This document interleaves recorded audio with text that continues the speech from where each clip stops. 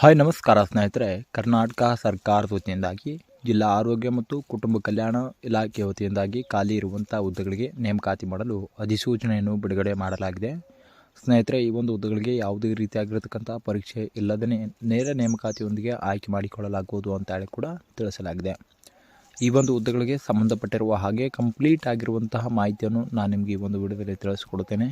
ಆದ ಕಾರಣ ನೀವು ಈ ಒಂದು ವಿಡಿಯೋವನ್ನು ಸ್ಕಿಪ್ ಮಾಡದೆ ಕೊನೆವರೆಗೂ ವೀಕ್ಷಿಸಿ. ಆ್ಯಂಡ್ ಅದ್ರ ಜೊತೆಲೇ ನಮ್ಮ ಚಾನಲ್ಗೆ ಇನ್ನೂ ಯಾರೂ ಸಬ್ಸ್ಕ್ರೈಬ್ ಮಾಡ್ಕೊಂಡಿಲ್ಲ, ಸಬ್ಸ್ಕ್ರೈಬ್ ಮಾಡ್ಕೊಳ್ಳಿ. ಆ್ಯಂಡ್ ಬೆಲ್ ಐಕಾನ್ ಕೂಡ ಆಲ್ ಅಂತೇಳಿ ಪ್ರೆಸ್ ಮಾಡಿ. ನಾವು ತಿಳಿಸುವಂಥ ಉದ್ಯೋಗ ಮಾಹಿತಿಗಳು ನಿಮಗೆ ನೋಟಿಫಿಕೇಷನ್ ಮೂಲಕ ತಲುಪುತ್ತವೆ.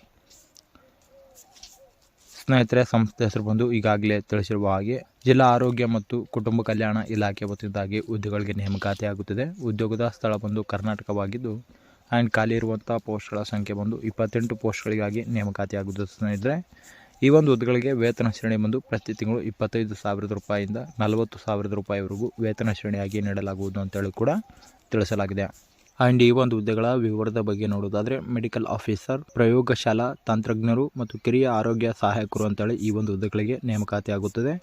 ಆ್ಯಂಡ್ ಈ ಒಂದು ಹುದ್ದೆಗಳ ವಯಸ್ಸಿನ ಮಿತಿ ಬಂದು ಕನಿಷ್ಠ 18 ವರ್ಷನ ನಿಗದಿಪಡಿಸಲಾಗಿದ್ದು ಗರಿಷ್ಠ 40 ವರ್ಷನ ನಿಗದಿಪಡಿಸಲಾಗಿದೆ. ಸ್ನೇಹಿತರೆ, ಹಾಗೆ ಮುಖ್ಯವಾಗಿ ಆಯ್ಕೆ ವಿಧಾನದ ಬಗ್ಗೆ ನೋಡೋದಾದರೆ ಈಗಾಗಲೇ ತಿಳಿಸಿರುವ ಹಾಗೆ ಈ ಒಂದು ಹುದ್ದೆಗಳಿಗೆ ಯಾವುದೇ ರೀತಿಯಾಗಿರ್ತಕ್ಕಂಥ ಪರೀಕ್ಷೆನ ನಿಗದಿಪಡಿಸಿಲ್ಲ.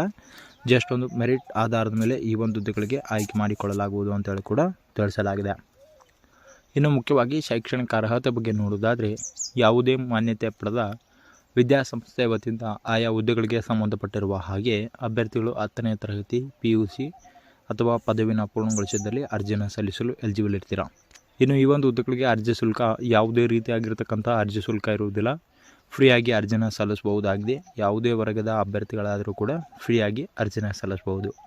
ಇನ್ನು ಅರ್ಜಿ ಸಲ್ಲಿಸಲು ಪ್ರಾರಂಭ ದಿನಾಂಕ ಮಾರ್ಚ್ 1, 2025 ಆಗಿದೆ. ಈಗಾಗಲೇ ಪ್ರಾರಂಭವಾಗಿದ್ದು ಮತ್ತು ಕೊನೆಯ ದಿನಾಂಕ ಮಾರ್ಚ್ 15, 2025 ಆಗಿದೆ.